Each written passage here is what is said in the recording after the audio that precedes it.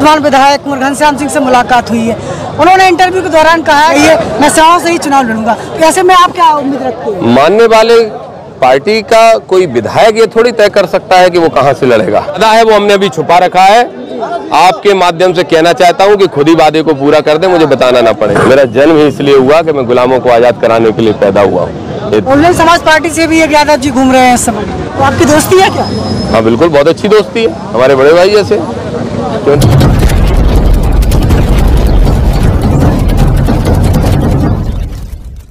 आपकी जनता दल से मैं हूँ राजा भैया पाल। इस समय दतिया जिले के सिवड़ा विधानसभा क्षेत्र के बहुआ रामपुरा में आज राज्य स्तरीय संविधान बचाओ कार्यक्रम का आयोजन इससे के राष्ट्रीय संयोजक कांग्रेस कमेटी के प्रदेश उपाध्यक्ष दामोदर यादव ने यहाँ पर किया था, जिनकी अगुवाई में यहाँ पर हजारों की संख्या में किसानों ने हिस्सेदारी की है। हमारे साथ जुड़ रहे हैं, हम स्वागत है सर। बहुत बहुत धन्यवाद राजा भैया, आप हमारी खबर को हजारों से लाखों तक पहुंचाते हो और निष्पक्ष बात करते हो, इसलिए आपको बहुत धन्यवाद। दामोदर यादव जी, जिस तरीके से जो समर्थन दिखाई दे रहा है जनता को, इस समर्थन को देखा जाए तो कमलनाथ जी समर्थन को देखते हुए आपको पर भरोसा करेंगे, आपको टिकट दे रहे हैं, आपको लग रहा है? निश्चित रूप से टिकट देंगे, टिकट ना देने का तो विषय ही नहीं है। जैसा मैंने कहा कि सर्वे माननीय कमलनाथ जी के लिए बहुत महत्वपूर्ण होता है और सर्वे की रिपोर्ट क्या रही है ये मुझे भी पता है, जनता को भी पता है और पार्टी को और कमलनाथ जी को भी पता है।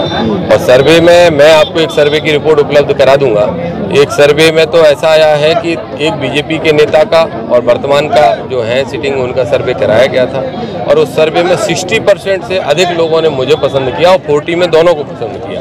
तो इतना बड़ा अंतर कहीं आता ही नहीं है और ये बात पार्टी भी स्वीकार कर रही है, हमारे नेता भी स्वीकार कर रहे हैं, इसलिए टिकट वाली कोई कंफ्यूजन है नहीं मेरे दिमाग में। दामोदर यादव जी, जिस तरीके से आप किसानों के हक की बात करते हैं, पिछड़े वर्ग मोर्चा के लिए आप शुरू से ही संघर्ष कर रहे हैं, तो क्या मध्य प्रदेश में पिछड़े वर्गों को आरक्षण के आधार पर उनको कांग्रेस पार्टी टिकट दे रही है? देखिए, हमारा इस बार प्रयास ये रहेगा, इसके पहले मैं टिकट वाली स्थिति में था नहीं, दिला सकूं मांगने की स्थिति में जरूर था, लेकिन अपनी बात वहाँ इतनी ताकत से रखने में सक्षम नहीं था। अब जरूर हूँ, पार्टी ने भी वो सम्मान और स्थान दिया है, इसलिए मेरा प्रयास रहेगा कि जिसकी जितनी संख्या बारी उसकी उतनी हिस्सेदारी होना चाहिए। मध्य प्रदेश के अंदर लगभग 100 टिकट पिछड़ा वर्ग के लोगों को मिलना चाहिए। अभी तक 50, 55, 40, 45, 60 तक मिलते आए। ये हमारा प्रयास रहेगा कि मध्य प्रदेश के अंदर कम से कम 100 टिकट पिछड़ा वर्ग के लोगों को मिले।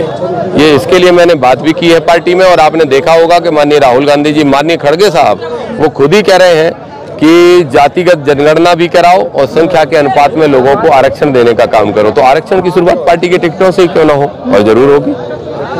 जो आरक्षण कमलनाथ जी ने 27% दिया था, वो आरक्षण लागू होगा?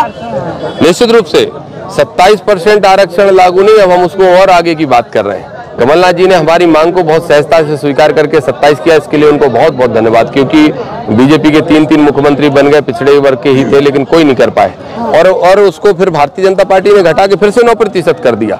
जैसे ही कमलनाथ जी की सरकार गई और भाजपा की सरकार बनी तो मात्र 9% आरक्षण पंचायत के चुनाव में पिछड़ा वर्ग को मिला। हमारी सरकार बनेगी, तत्काल प्रभाव से किसानों की कर्जा माफी, नारी सम्मान योजना को लागू करना और इसके साथ साथ जो गाय आज बेघर घूम रही हैं और उनकी दुर्गति हो रही है, उनकी गौशालाएं फिर से शुरू करना और साथ में पिछड़े वर्ग को आरक्षण देना, ये सारे काम एक साथ होंगे। बड़ा सवाल करना चाहेंगे, अभी हाल ही में हमारी ग्वालियर में वर्तमान विधायक कुंवर घनश्याम सिंह से मुलाकात हुई है। उन्होंने इंटरव्यू के दौरान कहा है कि किसी भी कीमत पर मैं नहीं मानूंगा और मेरी सारी नेताओं से बात हो गई है, मैं सेवाओं से ही चुनाव लड़ूंगा। तो ऐसे में आप क्या उम्मीद रखते हैं? मानने वाले पार्टी का कोई विधायक ये थोड़ी तय कर सकता है कि वो कहां से लड़ेगा, ये तो पार्टी तय करती है और पार्टी ने तय किया कि जनता की राय पे वो तय करेंगे। जनता की राय सबके सामने, आज आपने देखा इतनी चिलचिलाती धूप में अगर हजारों लोग बैठे हैं और 5-5 घंटे मेरे लिए बैठे हैं, वो लाड़ प्यार करते हैं, मेरे माँ बाप के समान है इस क्षेत्र की जनता, किसान सब, तो वो क्या निर्णय करेंगे या कोई भी क्या निर्णय करेगा? निर्णय करेगी पार्टी, पार्टी का प्रदेश और राष्ट्रीय नेतृत्व, और वो भी जनता की राय के अनुसार। और जहाँ तक मैं समझता हूँ, जिनकी आप बात कर रहे हैं, अगर वो वास्तव में जनता के हितैषी हैं तो जनता के हित में तो यह है कि मध्य प्रदेश में कांग्रेस की सरकार बने, और सरकार तब बनेगी जब सीटें फालतू गंवाई ना जाए, बल्कि सीटों को जीता जाए। और सिवड़ा की सीट कैसे जीतेगी ये जनता भी जानती है, पार्टी भी जानती है, और सर्वे में क्या आ रहा है वो स्वयं भी जानते हैं। जरा झांके अंदर देखें, 4 चापलूसों से बाहर निकले, उनको पता चल जाएगा। आपने 2018 में अपने भाषण में कहा कि 2018 में वो बात याद करना चाहिए, कौन सी बात थी? अच्छा, मैंने वादे की बात की है। वादे की बात की है, वो वादा मैं अभी छुपा के रखे हुए हैं। और वो वादा प्रदेश के नेतृत्व ने किया था, प्रदेश का नेतृत्व निभा रहा है। लेकिन जो यहाँ से जिनको घनश्याम सिंह जी को, राजेंद्र भारती जी को और उपचुनाव फूल सिंह बरैया जी को, इन तीनों को हमने बहुत ज़बरदस्त समर्थन किया।